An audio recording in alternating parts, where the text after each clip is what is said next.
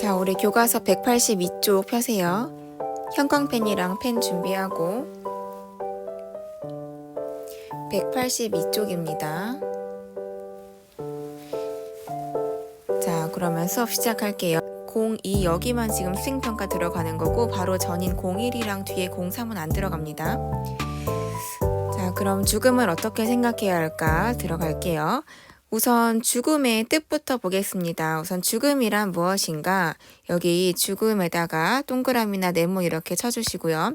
형광펜으로 칠하면서 같이 볼게요. 죽음이란 죽음의 의미예요. 육체의 기능과 의식이 완전히 정지해 생명이 끊어지는 것까지 밑줄 칠게요. 조금 진하게 할게요. 다시 육체의 기능과 의식이 완전히 정지해 생명이 끊어지는 것을 죽음이라고 합니다. 우리나라에서는 이제 심정지가 죽음이라고 정의를 해요. 자, 모든 인간은 태어났기 때문에 삶이 있으면 당연히 죽음이 있겠죠. 모든 인간은 죽음을 피할 수가 없고요. 죽음은 인간의 의지와 노력으로 어찌할 수 없는 한계 상황이라고 합니다. 여기도 밑줄 칠게요. 죽음은 인간의 의지와 노력으로 어찌할 수 없는 한계 상황이다. 자, 여기에서 한계 상황이란 용어가 나왔어요. 이 한계 상황이라는 것을 옆에 이렇게 쭉 빼서 왼쪽에 용어 설명이 나오죠. 한계 상황이라는 것은 우리 실존주의 윤리학자, 이거는 안 적어도 돼, 약자들 이름은. 실존주의 윤리학자가 하이데거라는 사람, 사르트르라는 사람, 야스퍼스라는 사람, 키르케고르라는 사람이 있어요. 키르케고르. 요렇게 이 네 사람이 주로 우리 실존과 존재에 대해서 얘기했던 현대 철학자들, 현대 윤리학자들인데 이 중에서도 야스퍼스라는 학자가 이야기한 핵심 용어이기도 합니다. 이 사람들은 삶과 죽음, 실존에 대해서 이야기를 했어요. 근데 그 중에서 야스퍼스라는 사람이 죽음이라는 것은 인간의 의지와 노력을 어떻게 할 수 없는, 우리가 인간의 의지로 이것을 이어갈지 어떻게 할지를 정할 수가 없다. 죽음은 그냥 한계 상황이다. 우리의 의지와 능력으로 피하거나 바꿀 수 없는 상황이다. 라고 해서 한계 상황이라는 용어를 쓰게 돼요. 그 용어가 우리 교과서에 이렇게 나온 거예요. 자, 그래서 야스퍼스에 따르면은 죽음은 인간의 의지와 노력으로 어찌할 수 없는 한계 상황인데 그렇기 때문에 죽음 앞에서 모든 인간은 평등하다. 자, 우리가 언제 어디서 내가 어떻게 죽을지 아는 사람은 우리 아무도 없죠. 그래서 인간은 예전부터 고대 그리스 시대부터 죽음에 대해서 많이 고민을 해왔습니다. 그럼 지금부터 죽음에 대해서 그동안에 우리 조상들은 어떻게 이야기를 했는지를 볼 거예요. 요거를 볼 때 두 가지 차원을 나눠서 볼 건데 첫 번째는 동양에서 바라본 죽음에 대해서 볼 거고요. 여기가 네모 1번이에요.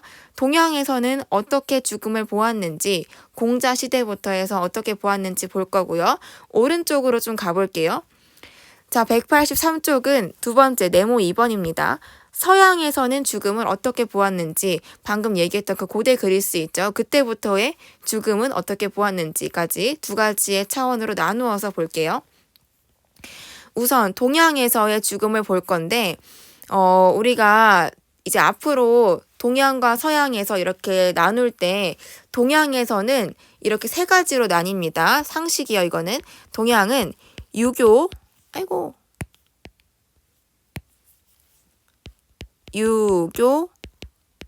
불교, 도가 이렇게 세 개로 나뉘어요, 세 개. 유불도 이거 세 개밖에 없어요, 동양에서는. 자, 동양에서 바라보는 죽음, 이거 썼죠? 자, 이거 썼으면은 옆으로 가볼게요. 자, 우선 유교부터 나왔네요. 유교에서는 동그라미 1번 하겠습니다. 동그라미 1번. 유교에서는 죽음을 어떻게 보았느냐? 유교에서는 죽음이란 개인의 생명이 다하는 것이다. 크게 의미를 두지 않았어요. 죽음에 대해서. 개인이 생명이 그냥 끝나는 것이고, 그리고 가족의 생명은 자손을 통해서 계속 이어진다라고 이야기를 했습니다. 유교는 대표적으로 공자, 공자, 맹자 이런 사람 들어봤죠? 이 사람들은 중국의 유교 사상의 거의 시작인 사람들이에요. 쭉쭉쭉 넘어와서 우리나라의 이황, 율곡, 퇴계와 율곡 쭉쭉쭉 이런 사람들인데 죽음이란 개인의 생명이 다하는 것이고 우리 가족의 생명은 후대의 자손을 통해서 이어진다. 그러니까 죽음에 대해서 엄청난 의미 부여를 하지 않았어요. 오히려 죽음보다는 여기 밑에 나오죠, 이제. 죽음 이후의 세계에 관심을 가지는 것보다는 그냥 살아있을 때 인간의 도리를 다하는 것이 낫다. 현실에서 인간의 도리를 다하는 것을 강조까지 밑줄이요. 우리 지금 이렇게 현생 살기도 바쁜데 무슨 죽음에 그렇게 의미를 두냐. 그냥 지금 삶에 잘 살자. 뭐 이런 의미예요. 유교는 죽음에 딱히 뭐 엄청난 사상이 있진 않아요.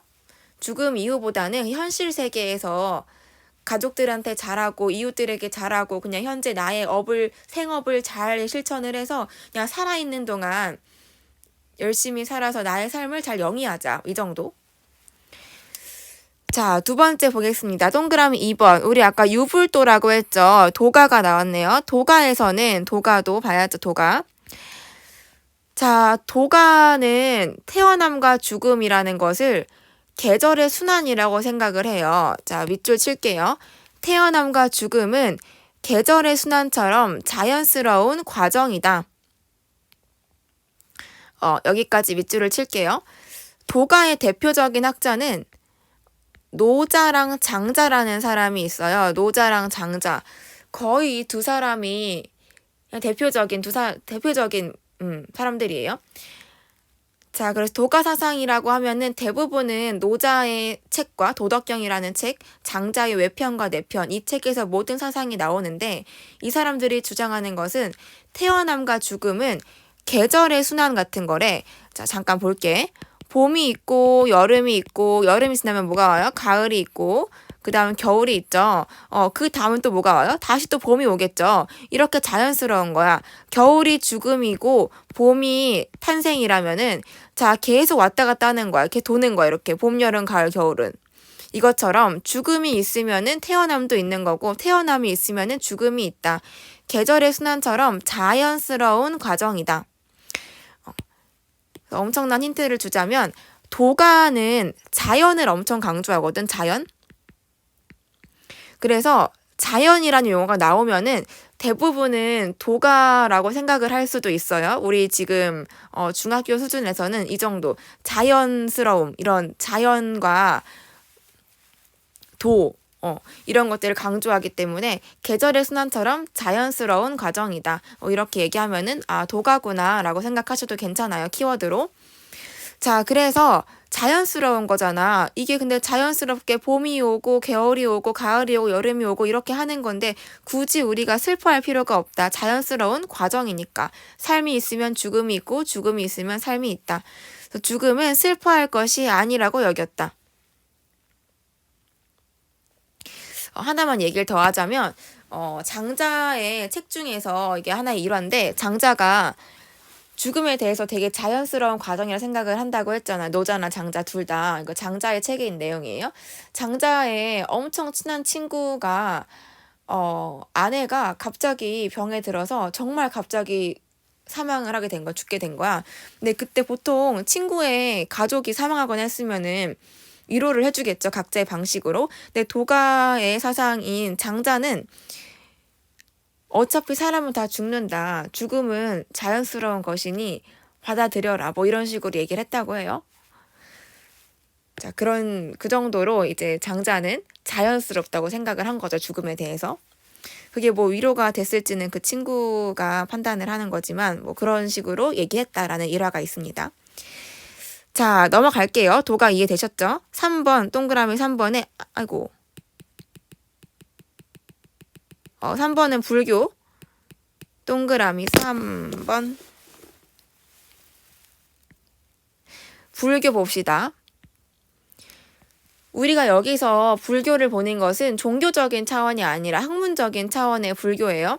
불교에서는 윤회설이라는 게 있다고 합니다. 윤회설은 인간이 죽으면 이 세상에서 지은 업에 따라서 다른 세계에서 다시 태어난다. 자, 윤회설이라는 것은 인간이 죽을 때 환생을 한다는 거예요.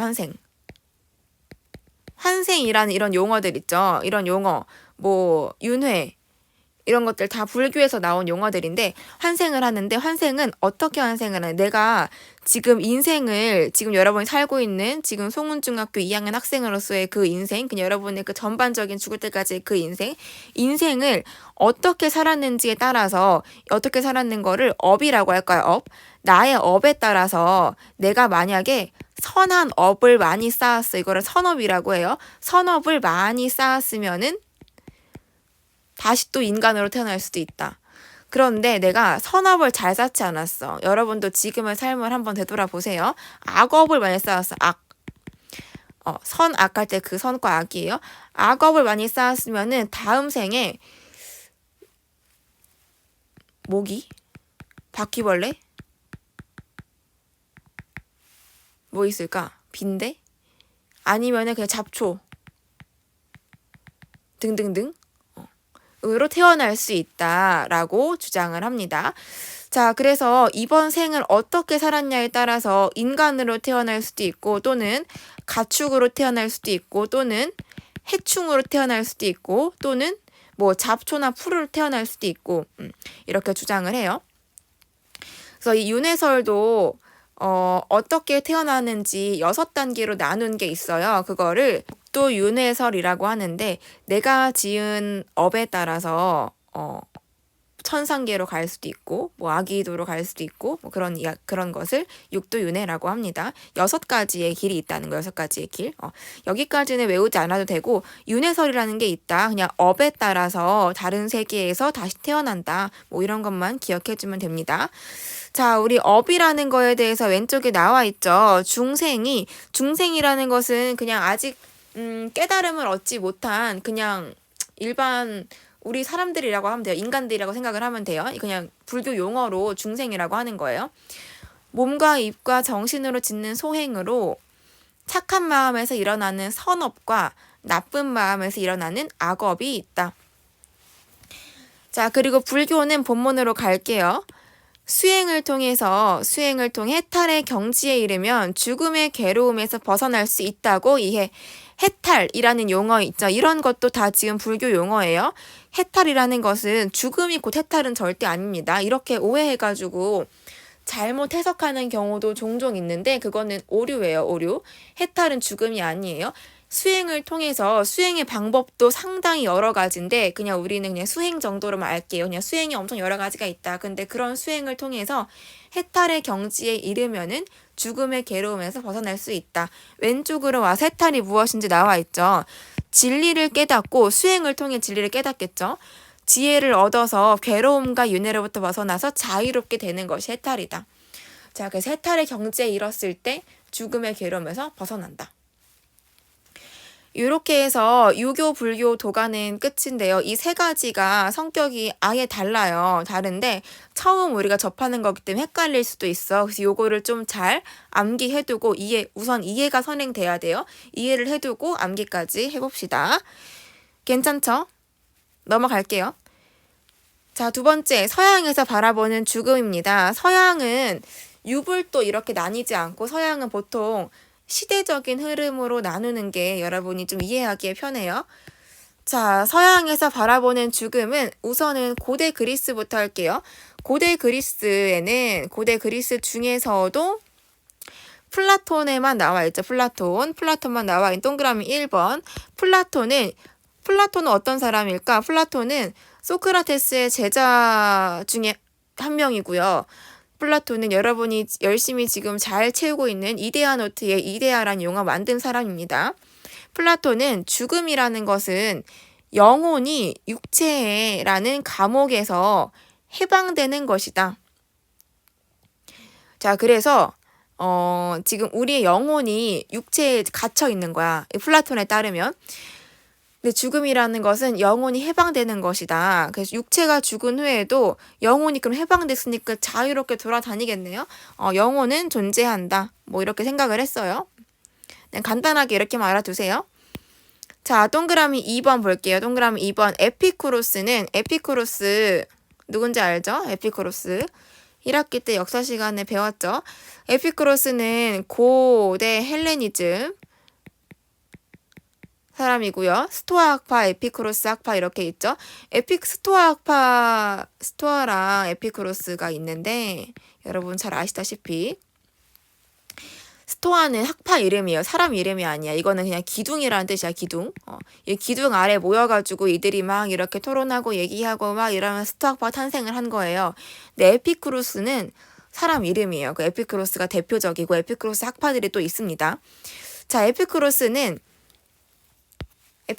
특히 중요해요. 중요한 게 죽음이라는 것에 대해서는 아까 잠깐 언급했던 실존주의 학자들 있죠. 야스퍼스나 뭐 하이데거나 이런 사람들 현대에서 중요하고 고대에서 죽음에 대해서 좀 구체적으로 이렇게 얘기를 했다 하는 사람은 에피쿠로스. 그리고 에피쿠로스가 주장한 이런 것들이 꽤 설득력이 있다라고 아직까지도 얘기를 해요. 그래서 에피쿠로스가 얘기하는 죽음에 대해서는 좀 잘 알아두세요. 조금 어려울 수 있는데 그래도 지금 잘 이해하면은 충분히 여러분들도 이해해서 암기할 수 있습니다.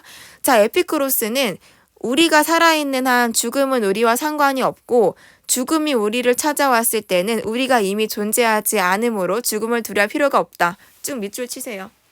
어렵죠?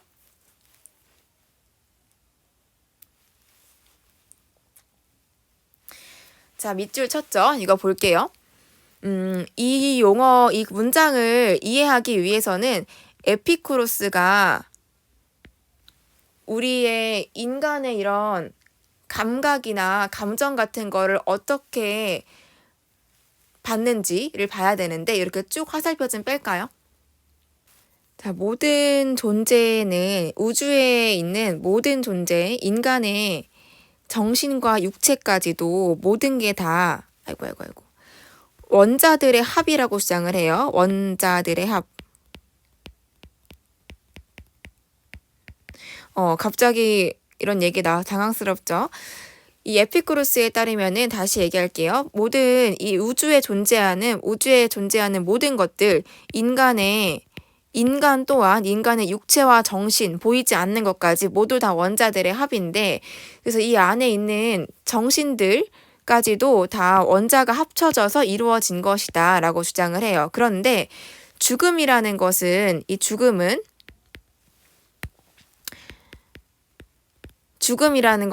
모여 있었던 이 원자들이 아예 사라지는 거예요. 원자의 사라짐, 해체 또는 해체, 사라지는 건데 이 인간의 육체, 정신, 감각, 이 모든 것들이 다 원자들의 합이었는데 죽음으로 인해서 이것들이 모두가 다 사라지는 거죠. 자, 그럼 여기에서 주목해야 될 것이 어떤 것이냐? 감각이에요, 감각. 감각이라는 것은 내가 어떤 고통을 느끼는 것, 두려움을 느끼는 것. 다시 볼게. 고통과 두려움뿐만 아니라 기쁨, 슬픔, 이 모든 것이 다 감각인데 정신 감각이겠죠? 자, 이런 것들을 원자들의 합의 상태에서 인간이 존재했을 때 느낄 수가 있어. 죽음이라는 것도 죽음에 대한 막연한 두려움이나 공포나 고통 이런 것들도 다 느낄 수가 있겠죠. 그런데 이 죽음이라는 것은 원자가 사라지는 거라고 했어요. 살아있는 상태에서는 이런 고통들을 느낄 수 있겠죠. 아, 죽으면 얼마나 두려울까, 무서울까 이런 걸 느낄 수 있지만 실제로 죽었을 때는 원자들의 합이 어떻게 돼요? 사라지죠. 해체가 되죠. 해체가 되기 때문에 감각도 어떻게 될까? 감각이 그대로 유지가 될까요? 고통이 있을까? 사라지죠. 왜냐면은 이 원자들이 없어지는 거니까. 자, 그래서 죽음이라는 것은 막상 죽기 전까지는 엄청난 공포와 두려움이 있을 수 있어요. 왜냐면은 원자들이 아직 모여있고 감각을 느껴지기 때문에. 하지만 죽는 순간부터는 이게 다 해체가 되고 사라지면서 감각을 느낄 수도 없다. 라고 주장을 하는 거예요. 자, 그래서 나온 거죠. 인간의 영혼은 육체의 죽음과 함께 사라진다. 이 원자들의 합이 해체가 되면서 사라지는 거예요. 인간 영혼은 육체의 죽음과 함께 사라지며 더불어 감각도 없어진다. 무서워하고 두려워하고 공포심을 느끼고 이럴 만한 감각의 능력도 상실을 하는 거야. 그렇기 때문에 죽음이 막상 우리에게 다가왔을 때 두려움은 없죠. 두려움을 느낄 수가 없으니까. 따라서 죽음을 두려워하는 것은 어리석은 일이다 라고 주장을 해요. 자, 이러한 문구로 이렇게 주장을 합니다. 에피쿠로스의 책에서. 조금 어렵죠. 어려운데 너무너무 어렵다고 생각이 들면은 그냥 여기 내가 밑줄 친 부분 있죠. 그냥 암기를 하시면 됩니다. 너무 지저분하니까 잠시만 지울게요. 다시 얘기해 볼까요? 다시 집중해서 들어보세요. 우리가 살아있을 때는 죽음은 우리와 상관이 없다. 왜냐하면 죽음이 아직 오지 않았으니까. 죽음에 대한 두려움? 있을 수 있겠죠. 하지만 죽음이 막상 다가오지 않았기 때문에 뭐 두려워할 필요는 없죠. 그리고 죽음이 우리를 막상 찾아왔을 때에는 우리가 이미 존재하지 않기 때문에 존재하지 않는다는 거는 우리의 감각의 능력도 상실되는 거예요. 두려움이나 고통 같은 것은 살아있을 때에만 느낄 수 있는 거예요. 그렇기 때문에 죽음을 두려워할 필요가 전혀 없다. 고대 시대예요. 이때가 고대 헬레니즘 시대인데 꽤나 논리가 있죠. 그래가지고 지금까지도 에피쿠로스의 죽음에 대해서는 계속 이야기가 나오고 있는 거예요. 자, 3번 볼게요. 동그라미 3번. 동그라미 3번은 그리스도교는 토마스 아퀴나스나 아우구스티누스 같은 사람들인데 뭐 이 사람들 굳이 여러분 알 필요 없고 이런 사람들이 있다 정도. 자, 그리스도교는 중세시대예요. 중세시대고 기독교, 가톨릭 이런 데 말하는 건데 뭐 교회나 성당 이런 데 말하는 거예요. 근데 여기도 마찬가지로 앞서서 불교 얘기했다시피 뭐 종교적인 측면이 아니라 그냥 학문적인 측면에서의 그리스도교를 얘기하는 겁니다. 그리스도교에서는 뭐 교회 다니거나 성당 다니는 사람들은 알겠지만 이제 나중에 부활을 한다 뭐 이런 얘기를 해요. 죽음은 끝이 아니다. 인간은 죽은 뒤에 천국 갈 수도 있고 지옥 갈 수도 있고 사후에 부활할 수도 있다. 부활해서 천국에서 영원한 삶을 살 수 있다. 뭐 어렵지 않죠, 여기는. 이렇게 주장을 합니다. 인간은 사후에 부활해서 천국에서 영원한 삶을 살 수 있다. 고대 그리스, 고대 헬레니즘, 중세까지 왔고요. 그 이후에 근대, 현대 쭉쭉쭉 나오는데 여기까지는 우리 교과서를 다루지 않고요. 여기는 좀 더 어려워요. 우리 이렇게 3가지 정도만 알아두시면 됩니다. 여기에서 어려운 건 에피쿠로스 하나 조금 어려운데 뭐 원자들의 합이다, 원자들의 상실이다, 해체다 이런 게 너무 어려우면은 그냥 여기 밑줄 친 부분 있죠. 이 정도만 외워도 충분해요. 이 정도만 알면 돼요. 자, 여기까지가 서양에서 바라보는 죽음이었고요. 생각 기르기 넘어가고 그러면은 우리는 죽음을 어떻게 대해야 될까를 한번 봅시다. 자, 밑줄 칠게요. 인간은 언젠가는 뭐 여러분들도 쌤도 모든 인간은 태어났기 때문에 죽을 수밖에 없는 존재예요. 죽을 수밖에 없는 존재. 이러한 사실을 인식할 때 욕심과 이기심에서 벗어날 수 있다. 그리고 모든 생명은 결국 죽는 존재라는 것을 깨달으면 다른 생명에게도 사랑과 관용을 베풀 수 있다. 그리고 우리가 삶이 무한하지 않고 유한하다는 거, 삶의 유한성을 깨달을 때, 생각해 볼 때 나의 삶도 되돌아볼 수 있고 잘못을 뉘우치며 참된 자신의 모습과 인간다운 삶도 성찰. 죽음에 대해서 생각해 보는 것은 우리가 죽음을 향해서 뭐 삶을 사는 건 아니지만 지금 유한한 이 삶을 어떻게 하면 잘 살 수 있을까에 대해서 생각해 볼 수 있고 그렇게 하면서 의미 있는 삶을 살 수 있는 중요한 계기가 될 수 있습니다. 넘어가 볼게요. 184쪽 이제 마지막 페이지입니다.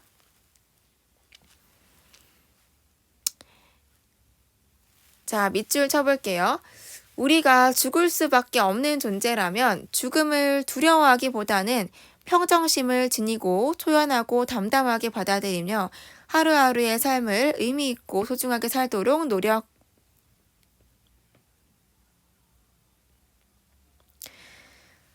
그리고 옆에 더 나아가서 타인의 죽음, 다른 사람의 죽음도 경건한 마음으로 애도하며 죽음의 의미를 되새겨보는 태도도 필요.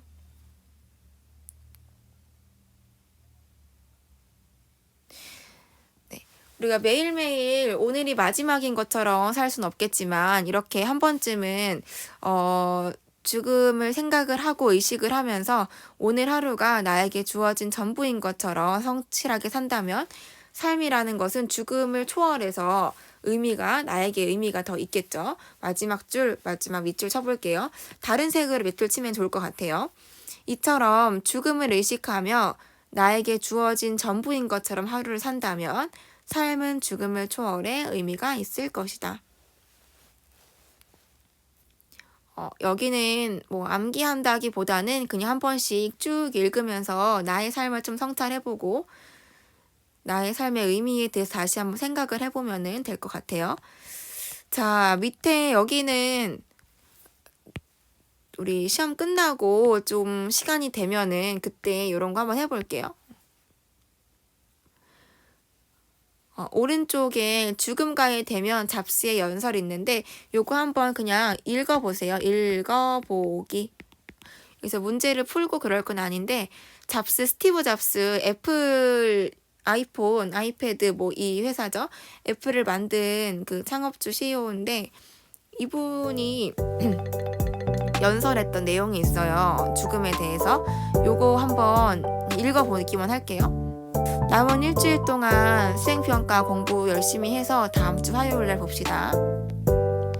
안녕. 이제 유키즈 영상 보세요.